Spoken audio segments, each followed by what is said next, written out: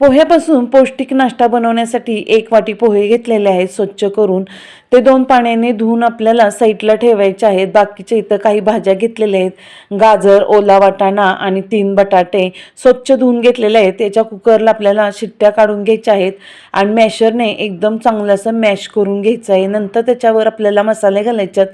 इथं कलरसाठी मी लाल मिर्च पावडर घातलेली आहे, मिर पावडर घातलेली आहे, जिरा पावडर, धना पावडर, अद्रकचा खीस, इथं लसूण बारीक करून घातलेला आहे, चवीपुरतं मीठ, चाट मसाला, गरम मसाला थोडासा घातलेला आहे, भरपूर कोथिंबीर बारीक चिरून घालायची, भिजलेले पोहे घालायचे, सगळं छान व्यवस्थित मळून घेऊन त्याचा डो बनवायचा.